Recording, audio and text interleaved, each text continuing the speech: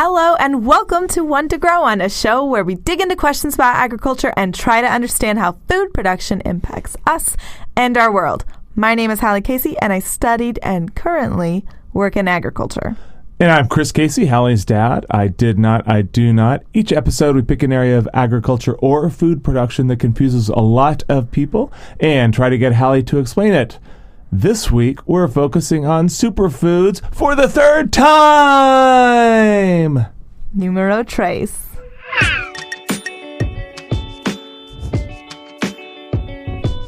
Superfoods, man. There's just so many of them. There are. I love the superfood episodes. So today we've got 4 little superfoods that we're going to talk about, discuss some of their benefits, detriments, and whether or not they are really a cape-worthy superfood. Detriments? The trade-offs, the good and bad of the superfood. Okay. I don't know. What could possibly be bad about a superfood? I don't remember any of the superfoods we talked about actually being bad in some way. Can a superfood be bad? Actually, one of the superfoods we're talking about today was, up until recently, banned in the United States. So no way. Yes. Is it pot? It is not. No. It's not. Okay, cool. Although we should definitely do a whole episode on that. All right. Something to look forward to, listener. Okay, so first up today... Microgreens. Microgreens. Which are greens that are tiny. Micro. They are little tiny micros. Not just small. Did they come that way? Or did we make them that way? Why? How did they get tiny? Oh, okay. I was so confused on what you were asking. They grow that way. All plants start small. This is just small plant. Okay. So what's so great about them versus regular greens? Yeah. So here, let me first define what they are. So you might have seen these in the grocery store or on a salad or something, but you might not have. They're kind of similar to sprouts, if you are familiar with sprouts, like bean sprouts. Like alfalfa sprouts? Yeah, like alfalfa sprouts. Yeah, okay. That's a good example. They're a little bit different, but they're kind of a similar idea.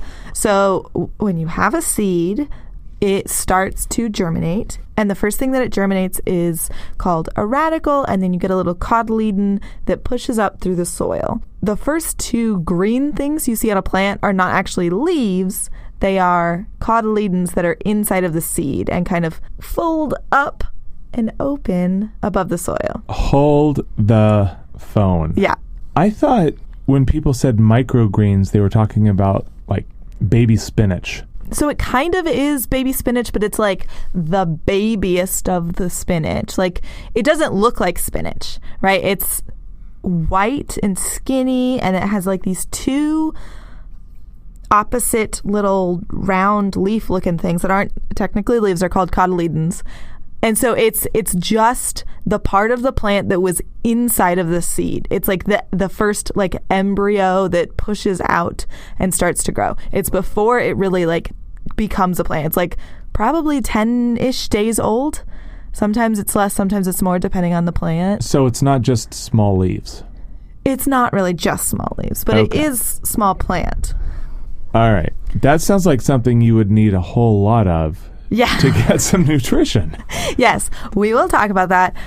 It's similar to sprouts. Sprouts are a little bit different because of how you grow them. So the microgreens is just the above ground part. The sprouts also includes the radicle, which is the part of the root that comes out of the seed. And those are grown in wet and dark environments. Kind of if you ever did that project in 5th grade where you take bean seeds and you put them in a wet paper towel. Oh, yeah. Yeah, it's like that. It's basically, that's what bean sprouts are. So it's wet and it's damp. Microgreens are just done in a plug tray in a greenhouse with misters and soilless media. It's how you grow a lot of things in a greenhouse. It's pretty standard. And what was that word you said earlier? Cotyledon? Cotyledon. Yeah, that's the part of a embryonic plant that's inside of a seed, if that makes sense. Okay. You got different stuff going on in the seed, and a lot of it is nutrient energy that the plant then has to burn to get up and out of the soil. And then there's these 2 little leaf looking things that push up, and they don't look like the rest of the leaves. If you've ever done growing a squash, you get these 2 giant round leaves that looks nothing like actual squash leaves the first time, because that's the stuff that's inside of the actual seed. And usually they're the same shape as the seed because they're inside of the seed. So yeah, that's kind of what they are, right? They are very, very nutritious. They're about 4 to 6 times as nutrient dense as other leafy greens. Wow. Yes. Very, very nutrient dense, which I was honestly not expecting. And I'm going to be honest, I was reading these scientific papers. Neither were the scientists. Like, everyone was very surprised at these findings. But that's honestly what it is. They're very nutrient dense. They have lots of good nutrition in there. They are also very expensive, though. So this is kind of a hard thing to imagine. But when we talk about fruits and vegetables, we don't often talk about the price to nutrition ratio, like trade-off. Right. But basically, if you look at things like kale, romaine, lettuce, spinach, collard greens, you usually are about like 60 to 80 cents per cup at a market price. Okay. Versus microgreens, you can actually find this from the Agricultural Research Service, which is where I got those numbers. But I actually just went to the store and looked up how much the microgreens cost. And it was about $2 for what I would estimate was a little over a cup. So it's a lot more expensive. It's very expensive as these things go. And you don't get a ton of microgreens, but they are very nutrient dense. So... And when I sit down to eat a salad, I'm usually eating more than a cup of salad. Yeah. Yeah. All right. But if you add like a couple of microgreens on top, you are getting a lot of nutrition. Not that it's nutrition that would not otherwise be in your leafy greens. It's just really packing a punch. Nice. Yeah. They're also very easy to grow at home. Microgreens are the perfect crop for any farmer who wants to run a greenhouse, because it takes like 10 days-ish, sometimes less, sometimes more, for them to go, like, be able to go to market. And it's very low cost. There's very, very low overhead in growing microgreens, and they're so expensive. So you're getting like really top dollar. So economically, it's great for farmers, but it's also really easy for you to grow them at home. Okay, cool. Yeah. Like a little hobby plant or just extra food or whatever. Yeah, they're so fast. You have to like get it to sprout, and it takes like 8 days, and then you just cut it down and you eat it. It's like you have to get it to flower and then fruit, stuff like that. It's just, you get a seed to sprout, which is, everyone did that in like 5th grade, like I was talking about earlier. It's not that hard to just get it to sprout, which is pretty much what you're eating. So do you just get the seeds and put them between some wet paper towels? So I wouldn't do that. So when you're looking at trade-offs between sprouts and microgreens, sprouts are actually much worse for food safety because they're growing in a dark and wet place. So they're a lot more likely to have fungal issues, versus a microgreen, you can just put it in a pot, plant the seeds, wait for them to grow, and you just cut them off with scissors. Okay. And then you just eat them like that. Put them in a pot of dirt. Yeah, I would use some kind of soilless media, like potting soil or... When you say soilless media, you mean dirt. You mean like potting soil. Like potting soil, peat moss, compost. Okay. Something like that. All right. I would maybe say this is a superfood. I would maybe give this a cape, actually. Okay. I mean, I could see having it as like something to put your daily nutrition kind of over the top. Yeah. A little extra food to, like you said, put on top of your salad, have it with other things. Great in a sandwich. There you go. Yeah, so especially if you're comparing it to sandwich stuff, it's bringing you way more nutrition than like if you put a romaine lettuce on that sandwich. Right. It is very expensive for what it is, but it's also extremely nutritious. Like if it's 6 times more nutritious than your leafy greens and it's only 4 times as expensive, still getting that return for value. You know what I mean? I mean, if you compare it to something like quinoa, yeah, which is about $4 a pound last time I looked, and had all kinds of great stuff in it. Mm-hmm. Mostly protein. Right. I don't know. I haven't shopped around for microgreens ever, but quinoa I feel like you can make a whole meal out of. Yeah, that's true. That's true. But this sounds like some pretty good, healthy stuff. They're also very delicious. Oh, really? Yeah, they're very, very tasty. So would recommend you checking them out if you can find them for less than like $4 a little clamshell. All right. Yeah, I'll give it a try. All right. Make myself a sandwich. They're so good on sandwiches. They're so good. On what kind of sandwiches? Any sandwich. They're good. They're good. Peanut butter and jelly? Yeah. Do it. Absolutely. Grilled cheese? Do it. Do All it. right. Coward. Do it. Your mom made some egg salad this morning. Maybe I can get some for one of those or some tuna or something. We'll put a picture on the Instagram of Dad eating a peanut butter and jelly and microgreen sandwich. We will not. I don't think so. I don't know. Maybe I'll give it a shot. So next is steel cut oats. Okay, I'm sorry. First of all, if you're not cutting oats with steel, then what are you cutting them with? And second, how does cutting them with steel make them more nutritious than cutting them any other way? Well, long story short, it don't. Okay. All right. I put this on the list because your mom was obsessed with steel cut oats. She was. She really was. Obsessed with steel cut oats. And I Googled it, and this is something that like people do make a lot of superfood claims around. Oats are good for you if you have high cholesterol. That's true. And that's pretty much what I learned about steel cut oats. Okay. They're different from rolled oats because they're not pressed flat. So they're cut up much more coarsely, and so the pieces are bigger and they're not flat. They take a lot longer to cook. The instant oats are like rolled out, so they're flattened, and then they're also cut up, which is why they take so little time to cook. But yeah, an oat is an oat is an oat is an oat. They have the same stuff in them, so you're not getting much more from taking the 25 minutes to cook a steel cut versus a rolled oat. That's what I always figured. Yeah. So anecdotally, yes, I've eaten both of them. Mm-hmm. I feel like when I eat steel cut oats, maybe I'm a little more full and a little less bloated. I think maybe, but other than that, I don't know. I like the texture a little bit more, maybe. Yeah. But the fervor around them never made sense to me. Yeah. I mean, it's a good grain. It's actually the oldest known grain that was cultivated by humans.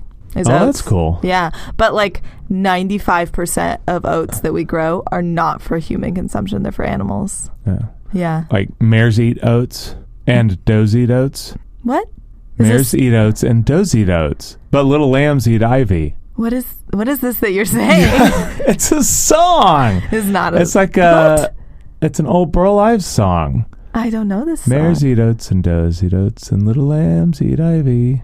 I feel like I knew that tune, but I definitely did not know those were the lyrics. I would eat ivy too, wouldn't you? Something like that, yeah. Huh. I don't think does do eat oats because we cultivate oats and we don't really like feed deer. Deer just kind of eat outside stuff, not like crops. True. I bet if a doe came across a pile they'd of love oats, it. They'd be all about it, yeah, for sure. But mares do eat oats, which is a kind of horse. It's like a female horse. Yep. But it's a lot of like cows and horses, stuff like that. Fair enough. Yeah. Livestock feed. Well, that was a quick trip through the oats. Shall we cut here and take a break? We don't need steel for this cut. Okay, let's go. Let's go to the break.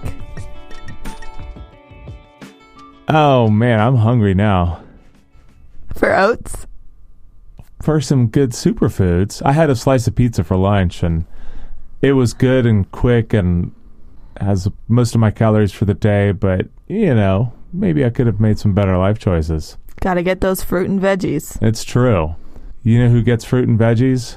Who? Our Starfruit patrons, Lindsay and Vikram. Vikram, our newest Starfruit patron. Welcome, Vikram. Thank you so much for supporting the show. Welcome to the team. Thank you so much.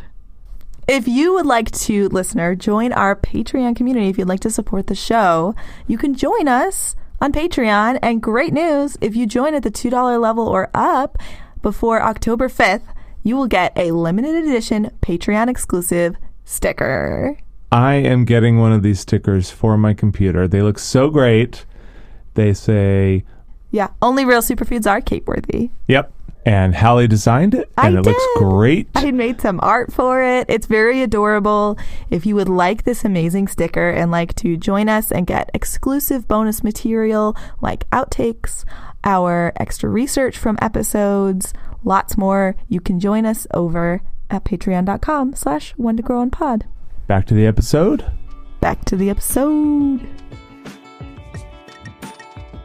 Dad, do you have a nature fact for us? I do. Oh! All right. So in the first Superfoods episode, we did Superman's favorite food. Yes. Yeah, ketchup. Steak with ketchup, yes. Gross. Very, very. But, he's not from here. It's hard to judge. Batman's favorite food is mulligatawny soup that Alfred makes. And if you don't know what mulligatawny is, it's got lentils and apples and ginger and garlic and onions and carrots and spices. And this actually got me thinking, we're talking about foods with extra nutrition. Yes. But you can put all of these great foods into one dish and just get all of the nutrition that you need from that. Yeah. Like a peanut butter and jelly oat microgreen sandwich. It's true. It's true. That soup sounds so good. Yeah, it is. I've had it before. It's delicious. I'm not sure that Batman technically qualifies as a superhero. I think he's just some rich guy with an attitude that likes to beat people up. Cool. Drag him. Yep. But he likes good soup. Yeah, it sounds amazing. Yeah. Nature fact. Nature fact. All right, what's next? Mangosteen. I love mangoes. No, mangosteen. Is that like a boy mango? Come on now. What's a mangosteen? It's a kind of fruit. Okay. It actually looks like if someone from Animal Crossing drew a fruit. That's what it looks like. Oh, I gotta look this up. Okay. It looks like an Animal Crossing fruit. Yeah, that's what it looks like. So it looks like someone stuffed a head of garlic inside a pomegranate. No, it does not. In no way does it look like that. Totally does. What are you looking at? I know. I'm looking at that. I know what it looks like, but that is not what no, that's a terrible The white description. part looks like garlic cloves. The white part looks like lychee flesh. I don't know what a lychee looks like, Okay, so well. that helps me none at all. And then the purple part around the outside looks like pomegranate or maybe a plum. It looks like a persimmon. It looks like if a persimmon were purple. Okay, well, I've never eaten a persimmon either, so... You have eaten persimmons. I've eaten persimmons with you. Okay, well, I've eaten persimmons, and I'm sure they were great, but I don't remember what they look like. You did not like them. Okay. We ate them out at the ranch. They used to grow out there. They were Texas persimmons, which are different from the market persimmons, but yeah.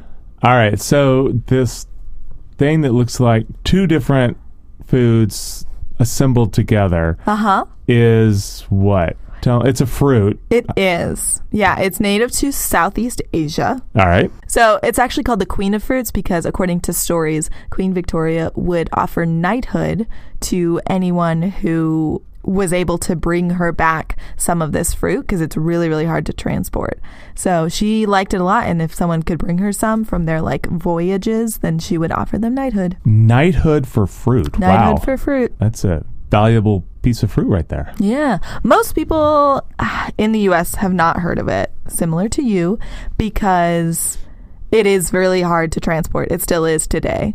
We are not really able to transport it in a way that is economically feasible yet. They're seriously working on it because apparently it tastes very good. I've never actually tasted it. Why not?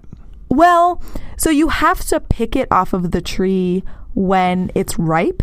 You can't pick it early like we do with things like tomatoes because the fruit just won't ripen off of the tree. So if you pick it early, it's just not going to be good. And then it also doesn't handle cold very well, which is the main way that we know to extend shelf life for fruits. So if it's not really able to handle cold, then we can't really keep it in storage for that long. And it just makes it really hard to transport. Wow, so it's pretty finicky, it sounds like. Yeah, it's a very finicky crop. It also can carry invasive pests. So up until recently, it was banned in the U.S. You could not import it into the U.S. Oh, man. But I guess they're taking care of that problem. It is very high in vitamins, minerals, fiber, low in calories, similar to pretty much every fruit. Does it not grow here? No, it doesn't really. It's hard to grow outside of Southeast Asia. There are a couple of folks who do and try, but I actually read some interviews with them, and it seemed very much like it was a passion project, not like I'm making a lot of money doing this, because the trees also don't really start producing until at least 10 years. So you plant them, and then you have to wait like 10 plus years for them to start producing. Yeah, so it's a really tough crop to sell here in the U.S., but if you go to Southeast Asia, you can find them for sure. So it's got vitamins and minerals and fiber. All those good plant stuff. Yep. But most plants have that. Yeah, pretty much every fruit that you get, like a commercially available fruit, will have those qualities. It also has these things called xanthones, which are a naturally occurring compound that you find in mangosteens and not really any other fruits that we eat. Is that what goes in gum? Like xanthan gum? Or is that different? No, that's a very excellent question that I do not know the answer to. Okay. I think that's what the extra research is going to be about. There you go. Okay, so... Probably completely unrelated, but who knows? I don't know. Maybe not.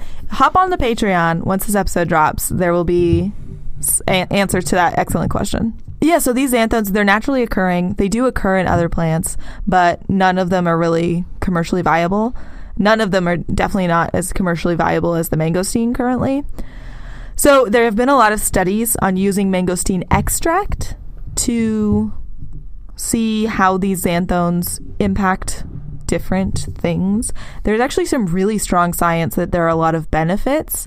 There's not been a lot of human trials. They're mostly in rodents, but they used that like conclusive language that you don't often see in scientific studies, where it was like, it proves, it is shown to, like it seems pretty clear that there are some benefits. Again, there have not really been many human trials, and this is also mangosteen extract. So it's not eating mangosteen. I was not able to find a ton of info about how many xanthones, I guess, the extract has compared to the actual fruit itself. But it seems, according to the science that I read, that there's evidence it can improve cognition, help with depression. There were a couple of studies that actually seemed very positive, that it had anti-cancer and anti-tumor benefits. There actually were some studies in humans that the mangosteen extract had like anti-wrinkle properties, where it would like reduce the like visualness of wrinkles. It's also antibacterial.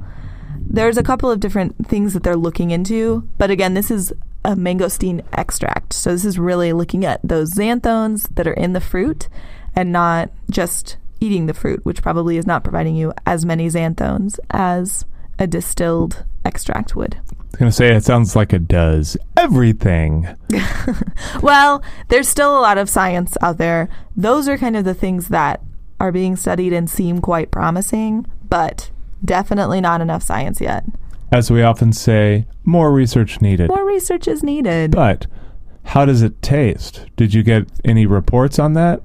It's supposed to taste very good. It's supposed to taste very delicious. I've not tried it. I think that you can find it. There's like 2 grocery stores in Austin. Maybe we should go get some. All right. Let's give it a try. I don't know if I would call it cape-worthy. It sounds like a diva fruit. It's like... A diva fruit? Yeah.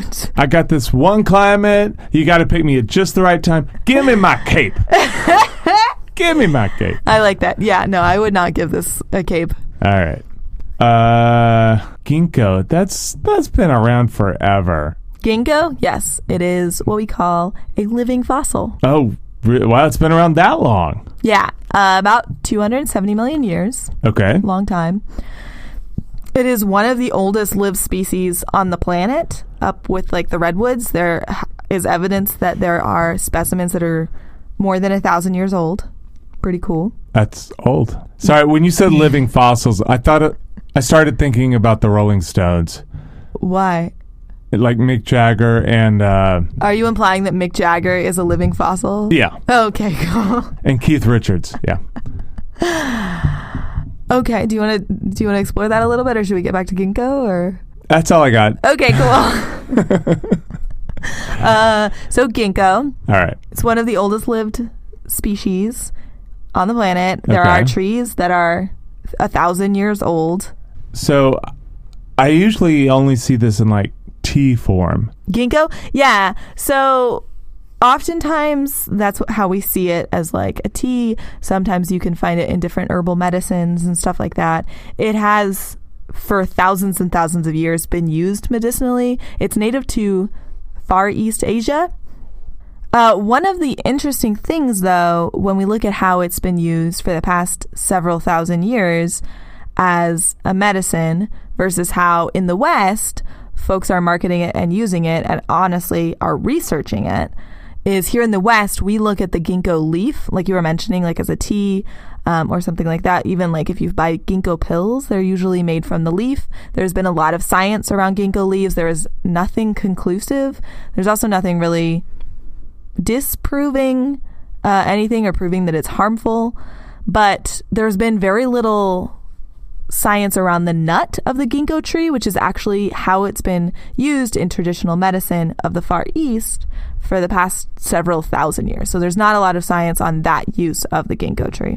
Okay. So I feel like you just kind of put it all out there. It's used for medicine, it's used for tea, but it doesn't really do anything. Well, so there was this really good article that I found through Yale. There's this professor who is like the expert on ginkgo. He's written a book about it. And his quote was that there have been large-scale studies that have been unable to be definitive. I feel like when a study is unable to be definitive, then you can't really make any claims about it. You can't say it does anything. Yeah, but you also can't say it doesn't do anything. That's the thing about it being definitive. Like, there is more research needed. There's a lot more science needed. But this is something that's been part of traditional medicinal practices for more than 1,000 years. So what is it researched for? What do people say it does? I mean, there's claims for all kinds of things. All right. All kinds of things. Yeah. I don't have a list in front of me, but it is many varied. There have been research studies to investigate a lot of different aspects, but again, most of it has been around the leaves. There hasn't been a lot around the nuts. Yeah, so it's definitely not cape worthy at this point. There's definitely more research needed. If we were doing like super plants, though, ginkgo would be probably top 5 first to get a cape, because we love this tree. It's just it's one of those like very lovable trees that like all of the botanists just like have a special place in their heart for. Is it cute? No, I think it's very beautiful. But it's just like one of those very poetical trees that like makes you think about the scope of the universe, because like they do live for so long. Like you can have these trees that live up to 1,000 years, and it's 270 million years old.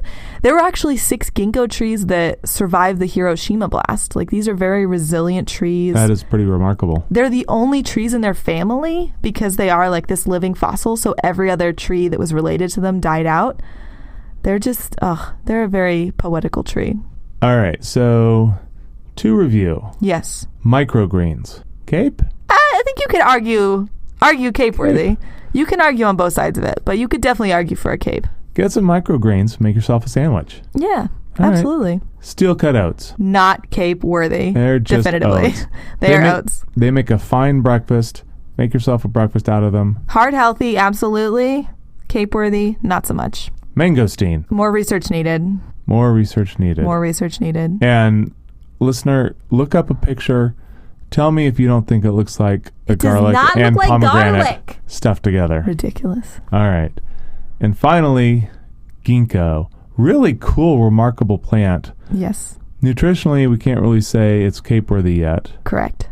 But pretty cool stuff. Very cool, remarkable plant. All righty. That's our superfoods. That's our superfoods. Thank you, everybody. Thanks for listening to this episode of One to Grow On. This show is hosted by me, Hallie Casey, and Chris Casey. It is produced by Catherine RJ and Hallie Casey. Our music is Something Elated by Broke for Free. Connect with us on Twitter, Instagram, and Facebook at onetogrowonpod. You can find all of our episodes as well as more information about the show and the team on our website, onetogrowonpod.com. Join our community and learn more about each episode at patreon.com/onetogrowonpod. There you can get access to audio extras, fascinating follow-ups, and even custom art created just for you. If you like the show, please share it with your friends. Sharing is the best way to help us reach more ears. Be sure to check out the next episode in 2 weeks. But until then, keep on growing. Bye, everybody.